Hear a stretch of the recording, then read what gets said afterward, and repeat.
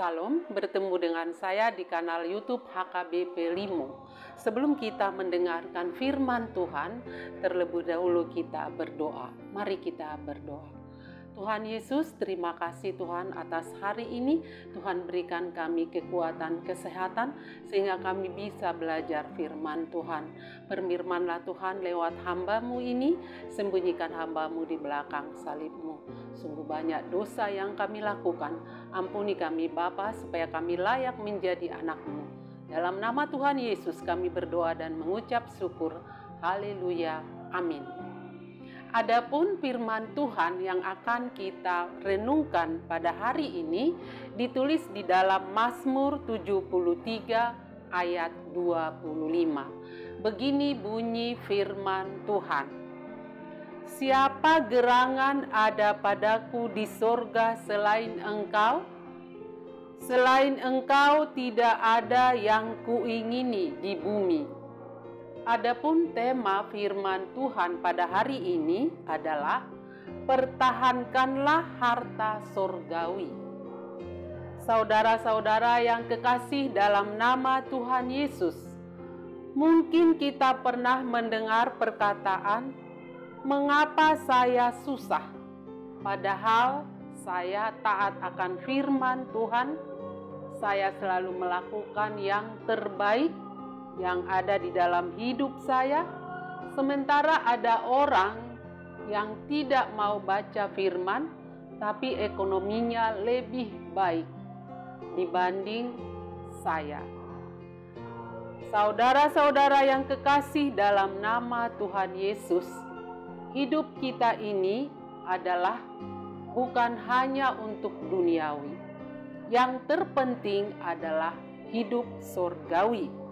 Di dalam firman Tuhan ini, sebelum ayatnya yang 25, di ayat 1 sampai 20 menyatakan pemazmur Asaf dengan cepat disesalinya, ia tidak lagi cemburu karena orang yang melakukan kejahatan itu bagaikan bunga yang sebentar mekar dan sebentar lagi layu dan berguguran, sehingga kecantikannya akan sirna dengan seketika.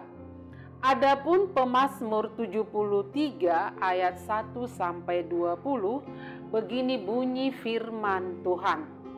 Pergumulan dan pengharapan. Mazmur Asaf. Sesungguhnya Allah itu baik bagi mereka yang tulus hatinya, bagi mereka yang bersih hatinya. Tetapi aku sedikit lagi maka kakiku nyaris aku tergelincir. Sebab aku cemburu kepada pembual-pembual kalau aku melihat kemujuran orang-orang fasik. Sebab kesakitan tidak ada pada mereka, sehat dan gemuk tubuh mereka. Mereka tidak mengalami kesusahan manusia, dan mereka tidak kena tulah seperti orang lain. Sebab itu mereka berkalungkan kecongkakan dan berpakaian kekerasan. Karena kegemukan kesalahan mereka menyolok, hati mereka meluap-luap dengan sangkaan. Mereka menyindir dan mengata-ngatai dengan jahatnya. Hal pemerasan dibicarakan mereka dengan tinggi hati. Mereka membuka mulut melawan langit dan lidah mereka membual di bumi. Sebab itu orang-orang berbalik kepada mereka, mendapatkan mereka seperti air yang berlimpah-limpah. Dan mereka berkata, bagaimana Allah tahu hal itu? Adakah pengetahuan pada yang maha tinggi? Sesungguhnya itulah orang-orang fasik.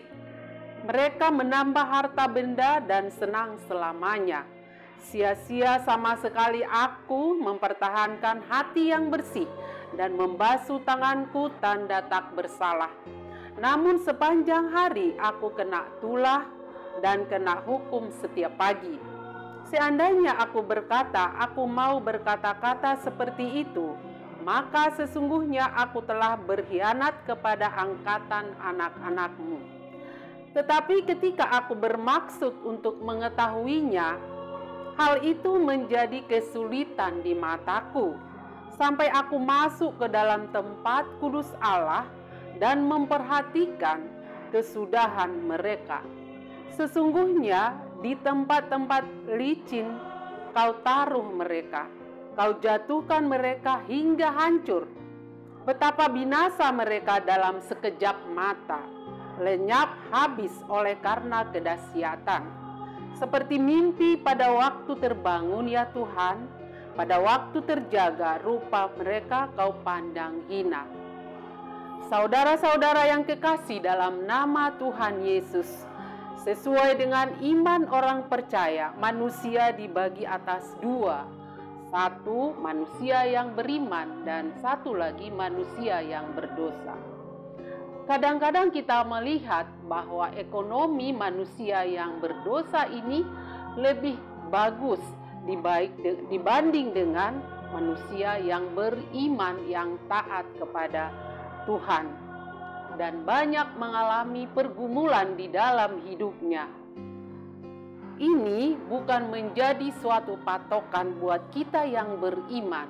Sekalipun banyak masalah yang kita hadapi, ketika kita berada di dalam Tuhan, masalah itu akan diselesaikan dengan baik dan nantinya akan mendapat kehidupan yang kekal yang sudah disiapkan oleh Tuhan Yesus di sorga yang kekal. Di dalam 1 Korintus 5 ayat 19, begini bunyi firman Tuhan. Jikalau kita hanya dalam hidup ini saja menaruh pengharapan pada Kristus, maka kita adalah orang-orang yang paling malang dari segala manusia.